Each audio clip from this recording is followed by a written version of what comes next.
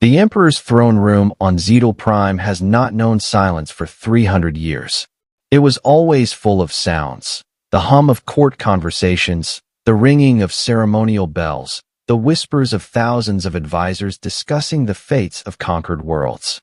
But on that day, when a rusty old cargo ship, mistaken for a pitiful third-rate merchant vessel, suddenly blossomed in the middle of this hall like a flower of steel and fire, the throne room fell silent for the first time in 300 years. And this silence was more terrible than any scream. Asterisk, asterisk, asterisk. To understand how an ordinary cargo ship ended up in the heart of an enemy empire, in the middle of the most guarded hall in the entire known galaxy, we need to go back 2 years, to the moment when humanity made a decision that any other civilization would call madness. The Xetal Empire was ancient, thousands of times older than human civilization. It had conquered 742 star worlds in its history, and it did so with one unwavering method: the absolute, utter destruction of any resistance within the first hours of the invasion, so that none of the conquered would have even the hope of rebellion. When the Xetal fleet first discovered Earth, they did not hesitate to classify it, as more cautious civilizations had once done.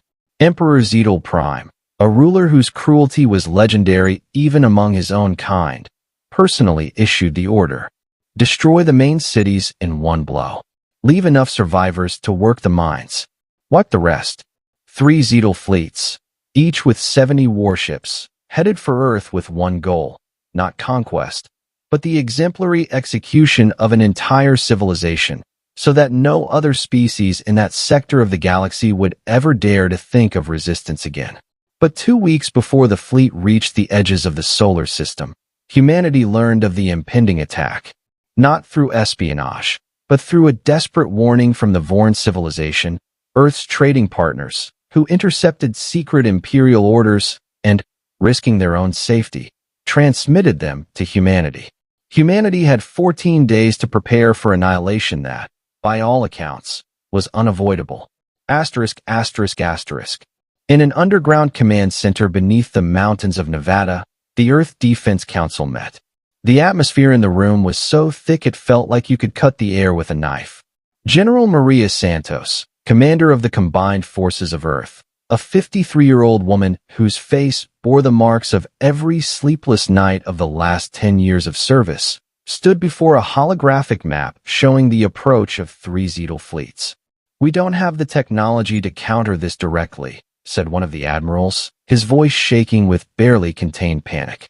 210 warships of a class we can't even fully scan. We're talking total annihilation." "Then we won't confront you directly," Maria Santos answered calmly. "What are you suggesting? Surrender?" "No," she said, turning to the screen, which displayed the blueprints for a project humanity had been developing in secret from the entire known galaxy for the past 8 years. A project so audacious that even Earth's allies were unaware of its full scope.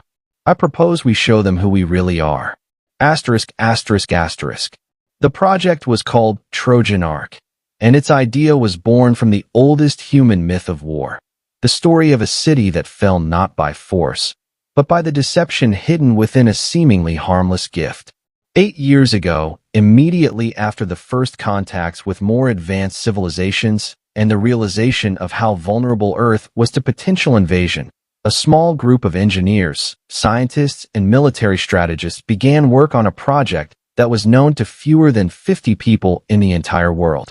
The idea was simple in its audacity and incredibly complex in its execution. Build a warship so powerful that it could single-handedly change the balance of power in any battle, but camouflage it so perfectly that no alien scanning system would ever suspect the truth. An engineer named David Chun, the project's lead designer, who spent 8 years of his life creating the ship, explained the idea this way: all alien races judge by appearance, by the size of the engines, the shape of the hull, the type of radiation emitted by the power systems. They see a large warship and prepare for battle. They see a small merchant transport and pay no attention. What if we built a warship that looked, sounded, and scanned like the most ordinary, most pathetic, most unworthy cargo transport in the entire galaxy? The ship, codenamed Prometheus, was indistinguishable from the outside from an old, battered freighter of the thousands that plied the galaxy's trade routes. A rusty hull, outdated engines, a faint, barely detectable energy emission, specifically designed to deceive even the most advanced Xetal scanners. But inside that rusty hull lurked something that no galactic intelligence agency could have foreseen. Humanity, knowing that it could not surpass alien civilizations in the scale of production or the speed of technological development, relied on the only thing in which it had traditionally excelled: the density, stealth, and absolute unpredictability of engineering thought. Inside the Prometheus was a compressed, multi-layered architecture of combat systems developed using technology stolen, purchased, copied, and reimagined from dozens of sources over years of diplomatic and trade contacts. A Vorn-based power core, weapon systems inspired by the wreckage of Korvath's ships, left over from the repelled invasion years earlier, and protective fields designed on the basis of human mathematical models that the alien scientists themselves considered theoretically impossible to implement. The ship was nearly 10 times more powerful than its appearance suggested, and its entire purpose was reduced to a single mission, planned from the very beginning: penetrate into the very heart of an enemy civilization at the moment when the enemy is most confident in its invulnerability, and reveal itself where it is least expected. When the three Xetal fleets entered the Sol system, expecting to encounter chaotic resistance from a doomed civilization, they discovered something that strengthened their confidence in an easy victory. The Earth was silent. Not a single warship rose to meet them. Not a single missile was launched. Only silence and the appearance of complete capitulation. Emperor Xetal Prime, watching the operation via live feed from his flagship, chuckled contentedly. As I suspected, primitive creatures understand only one language: the language of force. They saw our fleet and surrendered without firing a shot. But what the Emperor didn't know was that Earth's silence wasn't capitulation. It was a trap.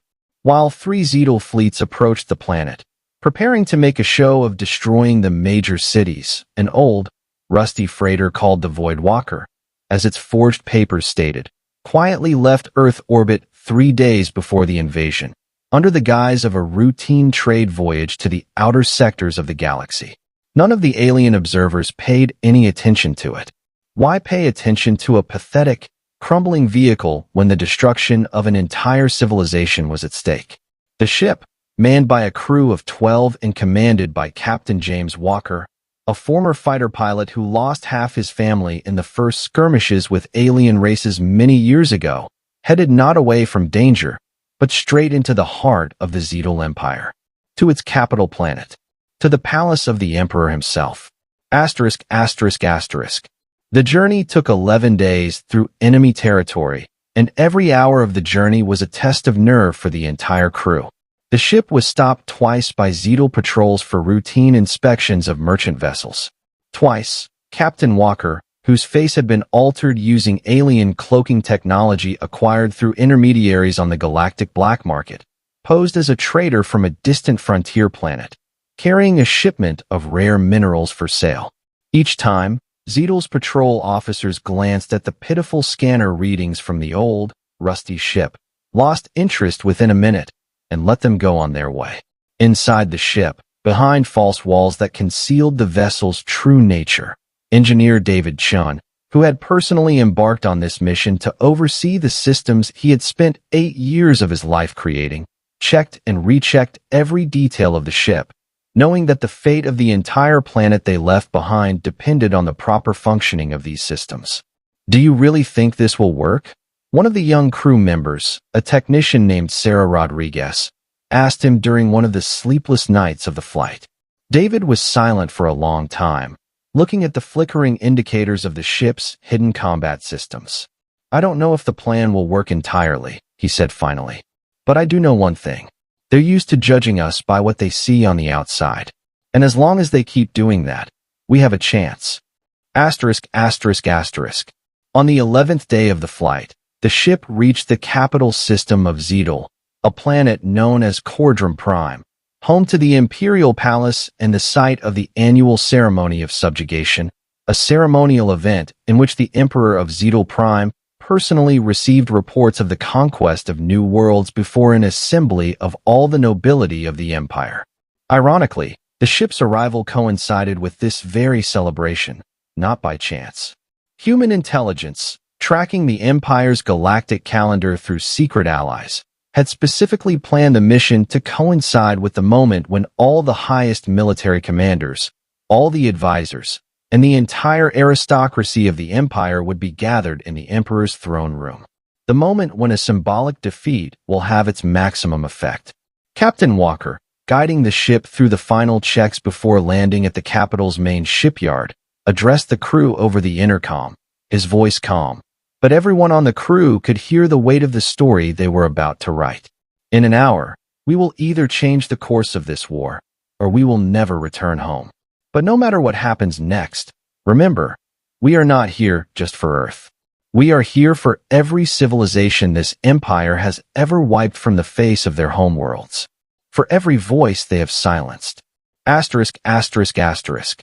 The subjugation ceremony began with the traditional procession of military commanders through the main gates of the imperial palace, each bearing symbolic trophies from recently conquered worlds, weapons from the vanquished, flags from slain nations, and sometimes, in the most brutal cases, live captives for public humiliation.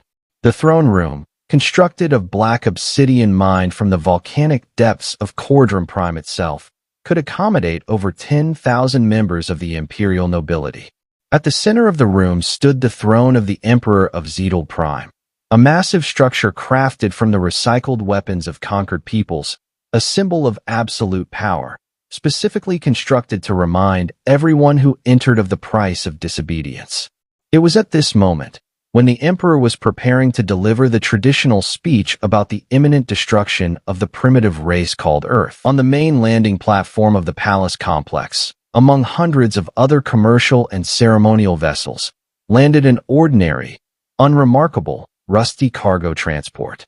The spaceport security, accustomed to the constant flow of merchant ships arriving for the ceremony bearing tribute from conquered worlds, barely glanced at the ship, noting the standard mineral cargo declared in the documents, and allowed the crew to proceed with the standard unloading procedure.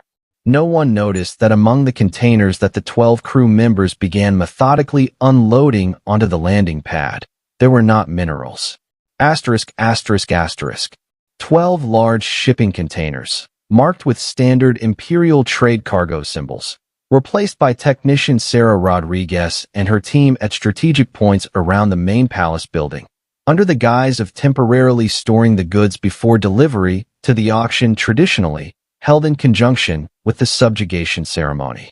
None of the spaceport guards bothered to check the contents of the containers beyond a cursory scan, because the documents were impeccable, the crew's demeanor was impeccably calm, and the ship itself looked so pitiful and insignificant that the thought that it could pose a threat did not even occur to anyone.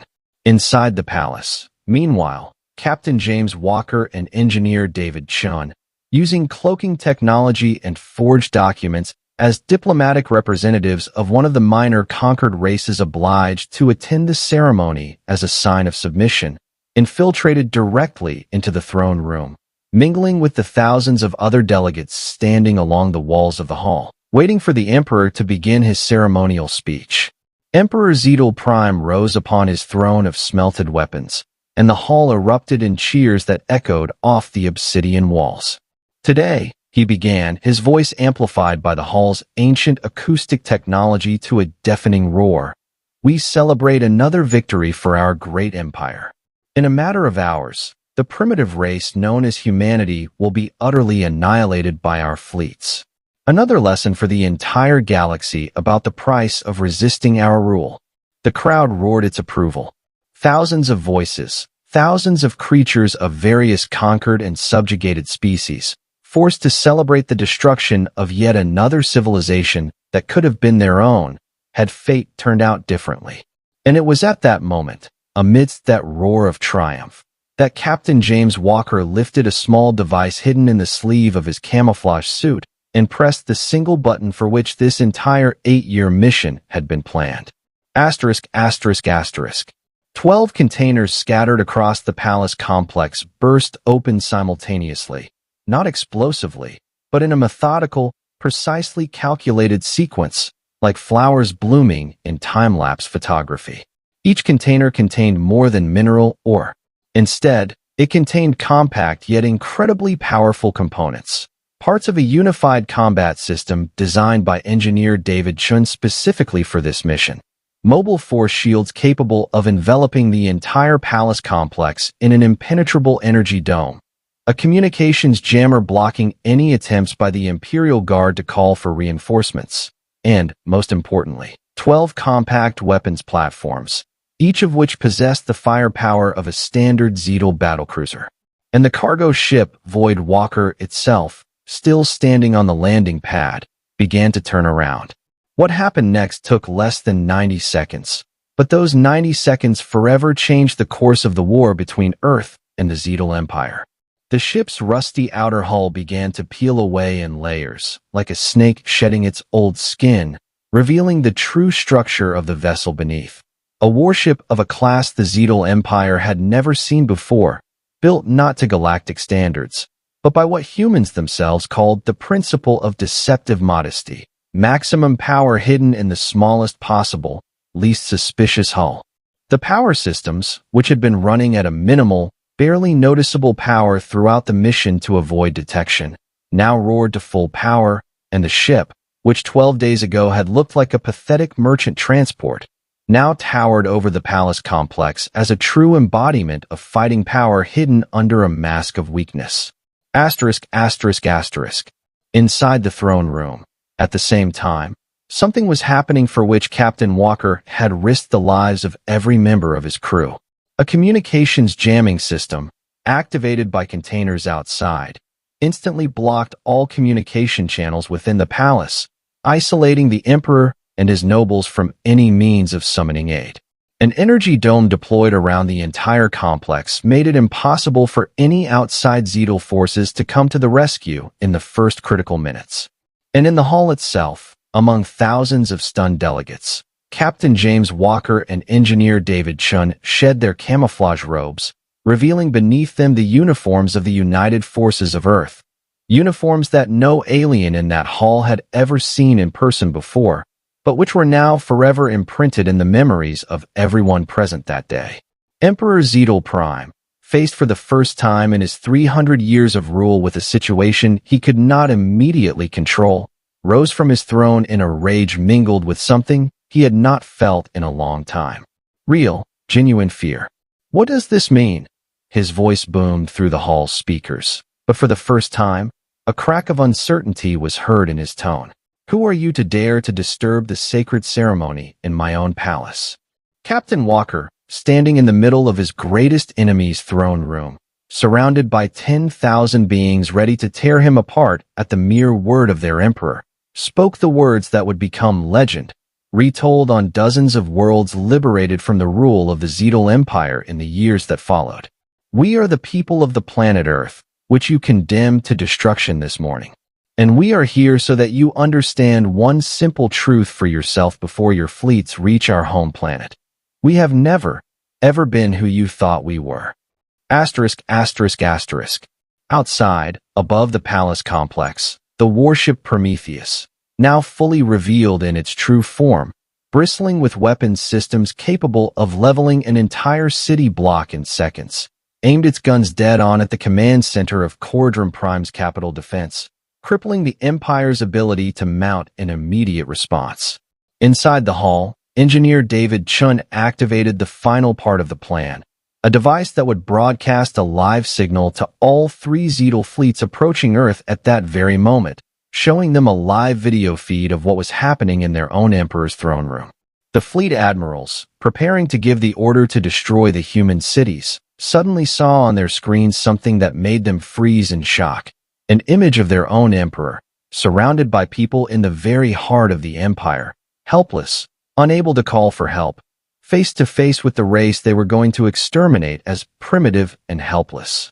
Captain Walker's voice rang out through the broadcast signal, reaching both the throne room and all three fleets preparing for the invasion. To the fleets heading for Earth, you have 1 hour to turn around and leave our system. If within that hour even one of your ships remains within our solar system, this device, which is now in close proximity to your Emperor, will activate what we call an irreversible decision. The choice is yours. It was a bluff. The device couldn't destroy the palace without destroying the ship itself and its crew, and Captain Walker knew it perfectly well. But the bluff, uttered with the absolute, icy confidence of a man who had already resigned himself to the possibility of never returning home, was indistinguishable from the truth to those who had never before encountered such audacity. Asterisk, asterisk, asterisk. The hour that followed that ultimatum became one of the most tense moments in human history. Not because the people on Earth knew what was happening. Most did not learn of it until weeks later, when the story was declassified.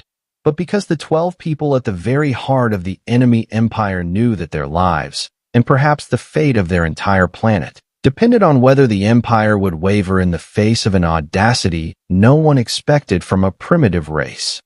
Absolute silence reigned within the throne room. 10,000 beings, who only an hour ago had been celebrating the impending destruction of an entire civilization, now silently watched the confrontation between their all-powerful emperor and a handful of people who, by all the laws of logic in their world, should already be dead, subjugated, or begging for mercy and terror. Instead, they stood straight, without fear in their eyes, awaiting the decision on which the fate of the war depended. Emperor Xetal Prime, his face twisted in a mixture of rage and, for the first time in his long reign, genuine confusion, sank slowly back onto his throne, weighing options he didn't really have. "You're bluffing," he said finally, but his voice lacked its previous confidence. "One device isn't capable of destroying a palace complex of this scale." Captain Walker did not flinch. "Perhaps you're right," he replied calmly. "And perhaps you're not. The question is, are you willing to risk your life and that of your entire nobility to find out? Because we humans are accustomed to risking everything we have every time we face an existence that seeks to destroy us. We don't do this because we're confident of victory. We do this because the alternative, surrendering without a fight, is simply unthinkable to us." Asterisk, asterisk, asterisk. Exactly 3 minutes before the expiration of the hourly ultimatum, the three Xetal fleets approaching Earth began to turn in unison, leaving the boundaries of the solar system. Not because the fleet admirals were afraid of the bluff itself, but because the information relayed to them from the throne room revealed something far more alarming than the threat of a single device. She showed them what was possible in the race they had planned to wipe from the face of the galaxy in an hour. A race capable of building a warship identical in every respect to the most pitiful merchant vessel, of sailing it through enemy territory undetected, of penetrating the most fortified place in the entire empire, and of bringing the emperor himself to his knees in the face of his own helplessness. If humanity was capable of this with its limited technology and resources, what else is it capable of when it comes to protecting its own home? None of the admirals wanted to know the answer to this question at the cost of the complete destruction of their fleets. Asterisk, asterisk, asterisk. As the fleets left the Sol system, Captain Walker, who had been monitoring the confirmation via the comm channel, turned to the Emperor of Xetal Prime one last time. "Your fleets have retreated," he said. "Now it's our turn to keep our word." The ship's crew began to retreat to the landing pad, where the Prometheus was waiting for them, still hanging over the palace complex, ready at any moment to cover the retreat with its firepower. If the Empire decides to break the temporary truce. But before leaving the throne room, Captain Walker turned to the 10,000 Imperial nobles who had silently watched everything unfold, and spoke words that would spread across the galaxy faster than any military report. "Pass on to your children and grandchildren what you saw today. Pass on that there was a race you called primitive, one your emperor condemned to extermination without a single chance of defense. And that race came here, to the very heart of your power, not with an army, not with an invasion fleet, but with one ship and 12 people, ready to give their lives for the right to exist for their home. Remember this every time you decide a conquered species is too weak to fight for itself. Asterisk, asterisk, asterisk. The Prometheus left the Cordrum Prime system that evening, once again donning the guise of a rusty, old merchant vessel for safe passage home through enemy territory. The return journey took another 11 days, each of which the crew spent in tense silence, knowing that at any moment the Empire could change its mind and send pursuit. But no pursuit followed, not because the Empire had forgiven humanity's insolence, but because for the first time in its 300 years of existence, it was confronted with something it could not predict, calculate, or control. And the unpredictable is always more frightening than a known threat. When the ship finally reached Earth orbit, the entire world, having by then learned through official channels of what had transpired in the throne room of the Xetal Empire, greeted them not as military heroes in the traditional sense. There were no salutes or parades, because the mission remained classified for many years to come, but with the quiet, deep relief of a civilization that had just looked into the face of its own destruction and seen, instead, a reflection of its own unbending will. General Maria Santos, who met the crew personally on the landing pad, hugged Captain Walker as tightly as the dignity of a military commander allowed. "Do you understand what you just did?" she asked, her voice trembling with the emotion she'd been holding back for all these tense weeks. "You didn't just save a planet from destruction. You showed the entire galaxy that we can't be judged by what we see from the outside." Captain Walker, exhausted but alive, allowed himself to smile for the first time in months. "We simply did what humans have always done best, General. We took what little we had and turned it into something no one expected." Asterisk, asterisk, asterisk. Years later, as the story of a cloaked warship revealed in the heart of the enemy empire became a legend retold on dozens of liberated worlds across the galaxy, it changed more than just the course of the war between Earth and the Xetal Empire. She changed the very paradigm of how the galactic community perceived power.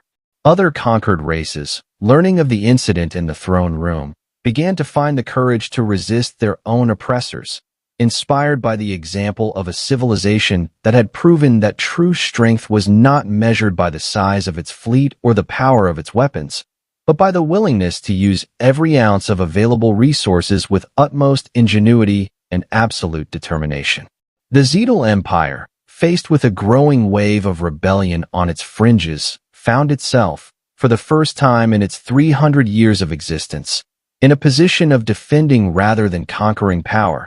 And Emperor Xetal Prime, whose reputation for absolute invincibility had been shattered that single day in his own throne room, was never able to fully restore the fear his empire had once inspired in the galaxy.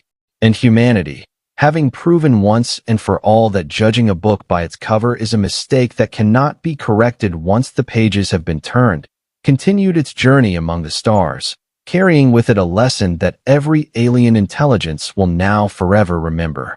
Never judge a man's strength by what he sees on the outside, because sometimes the most terrible threat in the entire universe hides within the most pitiful, the most insignificant, the most unworthy piece of rusty metal, waiting only for the right moment to reveal itself and silence an entire throne room built on the bones of 1,000 conquered worlds. If this story resonates with you, follow HFY Frontier TV, where we tell stories about how humanity is changing the fate of the galaxy.